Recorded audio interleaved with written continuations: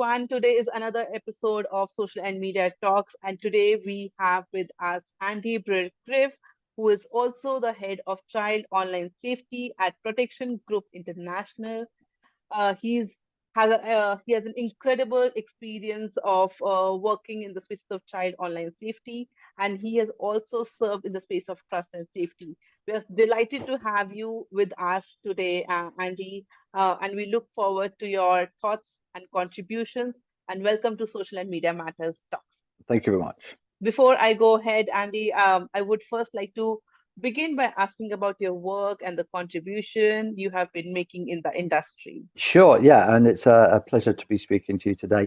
So, as you say, I've been in this landscape for 12 years, in the online safety landscape for 12 years. I have worked in UK law enforcement, dealing with all the online harms and abuse that has been reported, specifically around child sexual exploitation, but all the other topics as well, dealing and working alongside global law enforcement agencies, global charities, global organizations, and education and people like that, including the medical profession.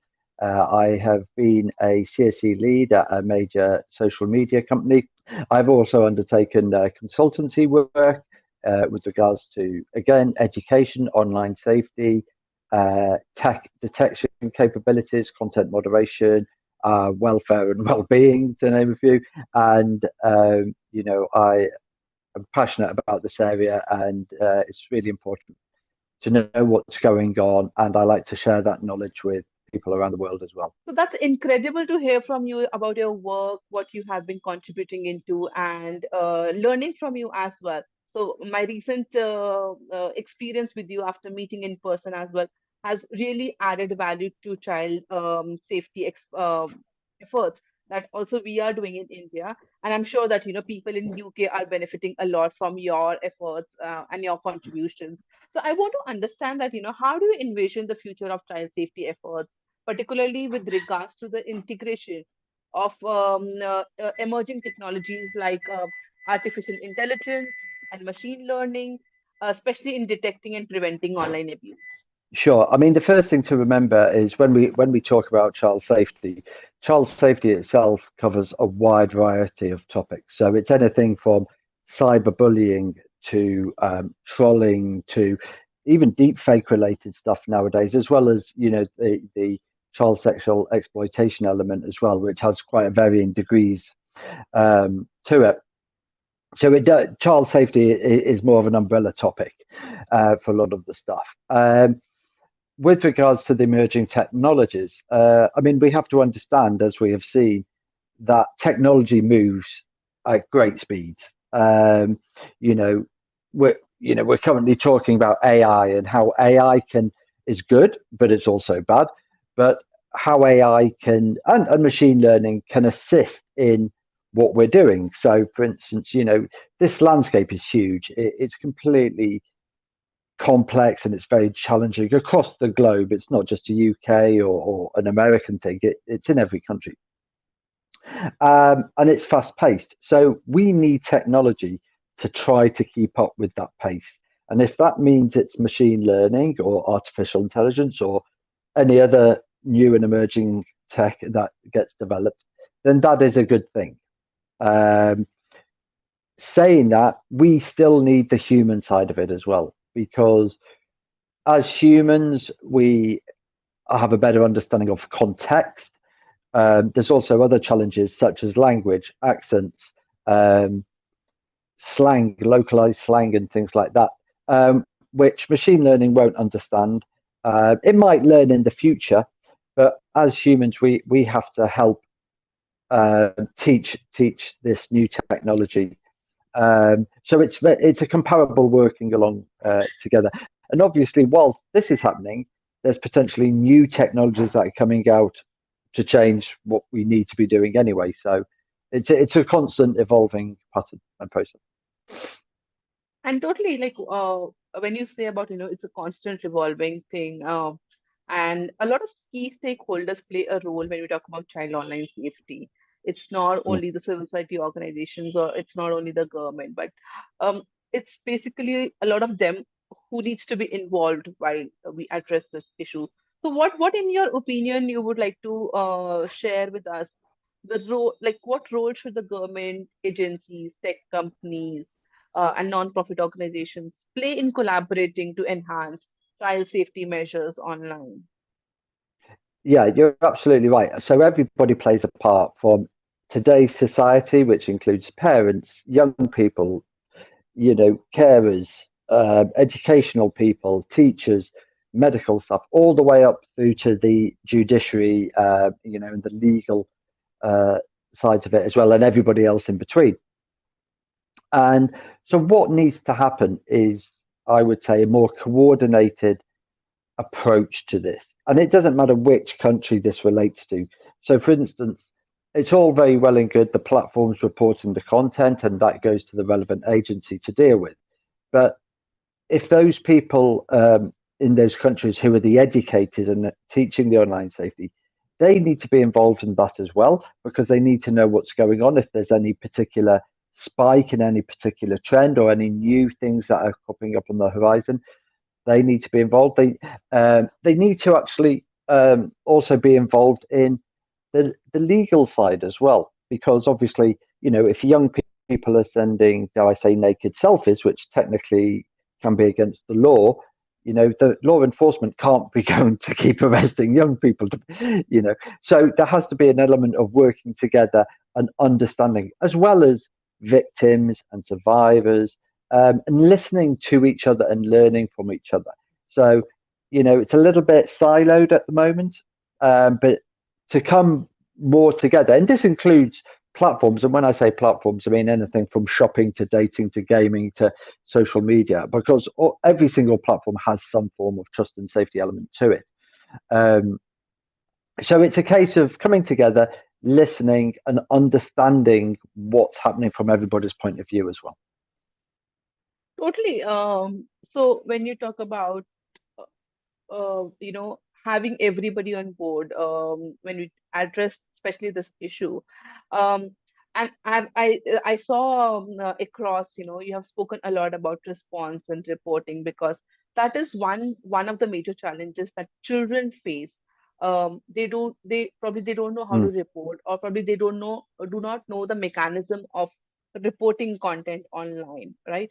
The process involved of reporting mm, online, they don't know who to reach out to in case of any support that they're looking forward to, because within our families, it's not that kind of a comfortable zone that we initiate in conversations like that with children. So they look out for other help, be it online, be it through friends, be it through online medium, through different channels, right? And mm. then there's a lack of awareness about reporting and response mechanism, I believe. So I want to understand from you, because you are one of the key contributors into this industry, and so what are some of the major challenges you have encountered when it comes to reporting and responding, especially to instances of child harm and abuse, particularly in context of child sexual abuse? I want to understand, and where do you see these areas of improvement? Sure. Okay. So, for a start, with child sexual abuse, or CSAM as we call it, there is a great big line. So, at the top of the line is the very worst stuff, which we don't like to talk about, and we're not going to go into detail. But then at the very bottom, there's low level, what we consider CSAM, which I'm not going to go into, but there's a big stretch. But including in all of that is, selfies, teenage selfies, or grooming and sextortion and things like that. And as you were saying, where a young person especially feels that they need to report, the first point of contact is being able to report in the platform. And each platform is slightly different to how they report and the process they need to report. But then young people don't necessarily know what then happens next. Is it a case of the person they're reporting gets blocked? Well, that's a process that happens within the platform, because the platform then has to investigate and to see whether that person has in fact violated their policies. That's that's part of it.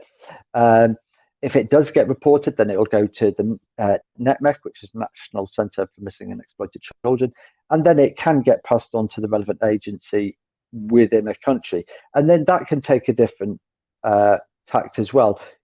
Does it need a police response, for instance, or does it need a safeguarding response? But with the young people especially, they don't know how this all works. And if they thought for a minute that if they made a report, it would go to the police, they could be more inclined maybe not to share that. So is there another option where young people can report, where it wouldn't go to a law enforcement, it would go to maybe an independent agency who could deal with it, even a counsellor or a psychologist or something like that. And young people sometimes need reassurance, and that can differentiate between different countries as well. Law enforcement in one country could do something different to law enforcement in another country. So this is where localization is very important. But it's adults as well. Adults are affected by online safety issues. They need to know, are they reporting a dating fraud? Are they reporting abuse? Are they reporting maybe CSE related content they've been sent? And the landscape again is very confusing. Who do they report to? Is it always the platform? Maybe not.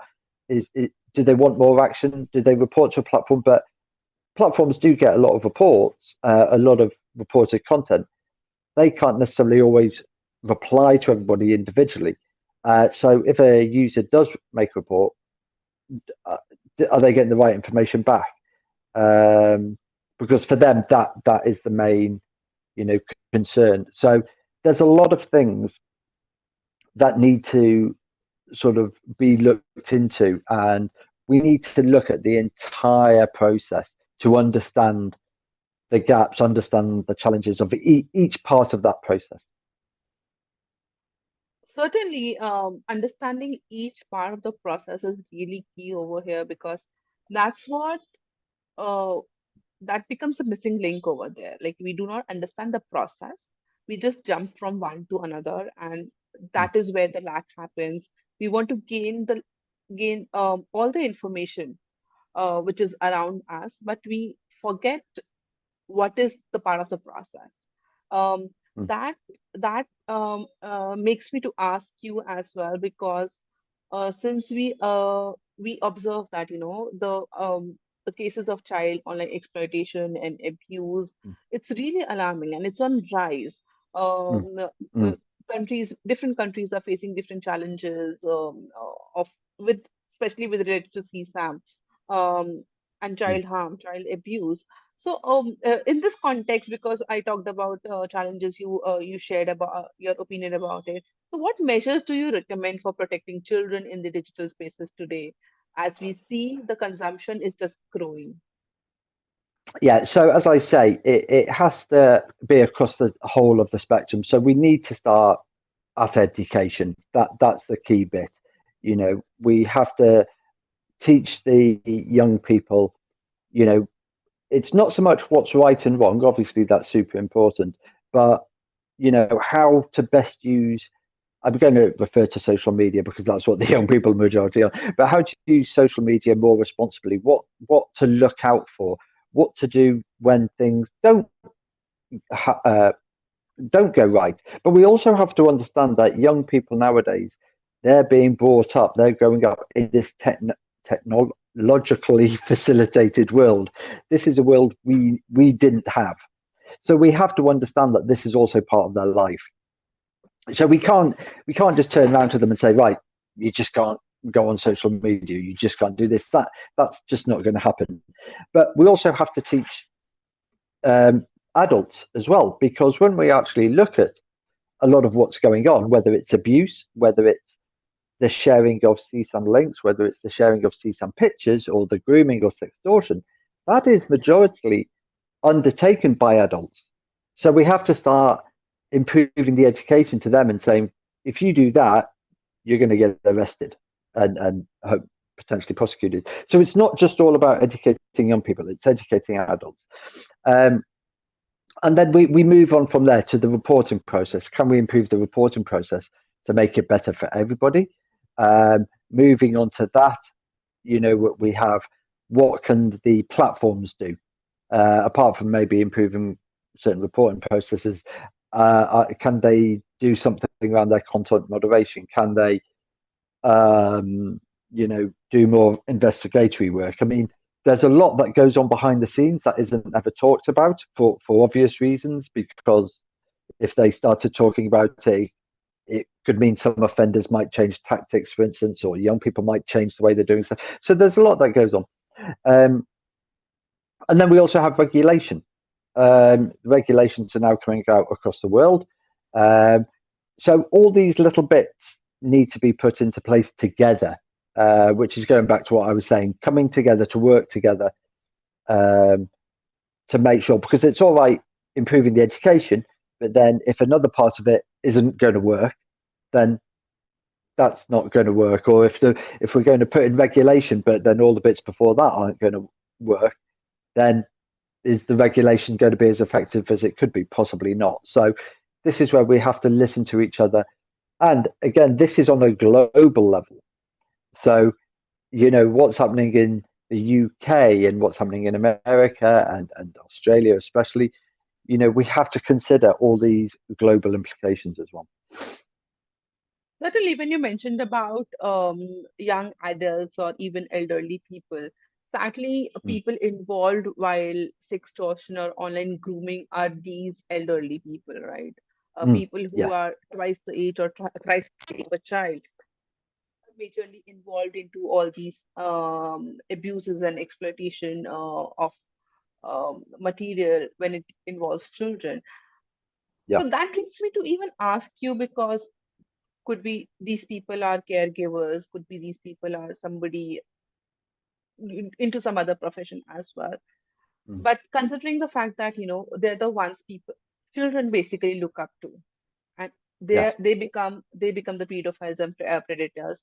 So what advice would you like to give to educators, parents, to be better equipped basically to navigate the complexities of online safety with children? And what resources or support systems would you like to recommend to them, because children tend to reach out to them, or they don't? Sure. Absolutely. Yeah. So the first thing I would say is, when anybody is teaching young people, the first thing is the internet, and I'm going to refer to it as the internet. The internet is good. It's been around for quite a while now, and it has improved lives. It's amazing. The stuff we can do on it is absolutely brilliant. So there is no point saying to young people the internet is bad or don't go on the internet. That's completely wrong. But where there is good, there is bad, and it's talking to them about that, and also reassuring them that if something does happen, or something ha- happens that they're unsure of, that they can speak to somebody, and they can feel that they're not going to be blamed for a mistake. We have all made mistakes. It's a learning curve. Um, so it's super important that whoever they tell doesn't just suddenly go get angry with them because of what they've done. They need to listen, they need to understand, they need to, and if whoever they go to, these young people go to, those people, those responsible carers or adults or whoever, they have to know also what needs to happen next. Do they need to go to the police? Do they just need to make reports? So they have to understand it all as well. um, and as I say, we have to understand young people are growing up in this world. The internet is here to stay in whatever shape or form. It's only going to improve and enhance. Well, we now have the metaverse. That's going to increase a lot. So I'm not suggesting these people need a full understanding of all this tech, but they just need to know what to do when a situation arises, and assure those young people. You know, there's no point passing a blame game. But it's also important that a young person can feel safe as well. That's the main thing, and for them to have options. If they can only say, if the only responsible person or the only person they could potentially speak to is a parent, they might not do that because they might think, oh, my phone's going to get taken off me, or oh, I don't want to tell my parents because I've done this. Da, da, da. So there has to be other options. So could it be a hotline? Could it be a teacher? A safeguarding teacher, maybe.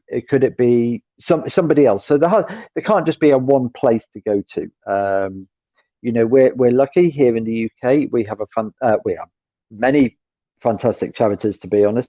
I know there's a particular one. It's called Childline, and it's a go-to hotline, and they can do on email as well and a chat bot, and that's specifically for children to reach out for a safe environment. So there are other organisations like that around the world. So yeah, they have to have options to be able to go and speak about whatever it is they want to speak about in a safe environment. That's incredible because if children feel that they have a go-to space, then they will not mind even reaching out to a child helpline or a police. But we need to make those situations comfortable for them, that and also welcomed for them, because that is a situation to panic usually, and we can't think through like what steps and what measures to be taken, what is right and what is wrong, particularly the duration of such incidents is such. But if we have such helplines, if we have such support systems, then it becomes a little life easier, or put their mind at ease, especially because the psychological impact of and the trauma that such kind of situations carries is something we can't, like, it's beyond my imagination as well. So Yeah, absolutely. In today's world, obviously, young people are exploring, their gender identity, their sexuality, their thoughts. They've gone through a lot, especially with COVID as well. They might be anxious and they might be feeling worried about across the whole spectrum of things.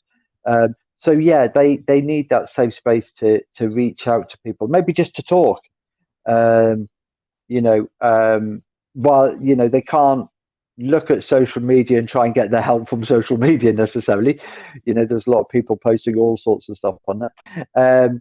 So yeah, they need to go to a place where they can get the right support, the right listening.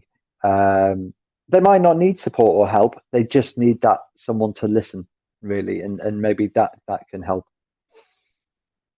certainly. So as somebody who has so much of experience, who has worked into this space, as a message or as an advice, what would you like to give it to educators, policymakers, and community leaders, especially who are working in with child related issues, be it offline, be it online?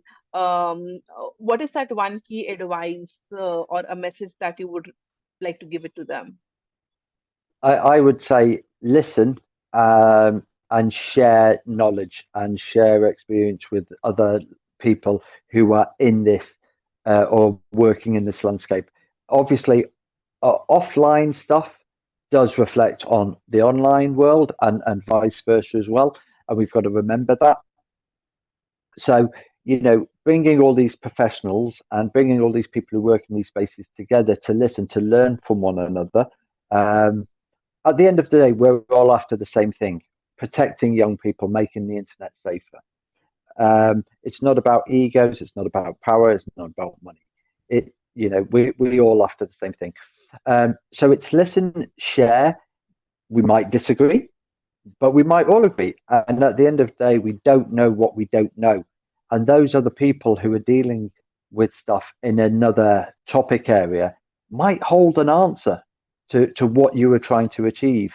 And that goes across the world, to be honest. Just because you're based in India, you know, um, we might be speaking to people in America or the UK or France or Spain. It doesn't matter. As I say, the internet is global. We're all dealing again with the same thing, with just different languages and different cultures. But we can all learn and share from one another. So open mind, listen and share.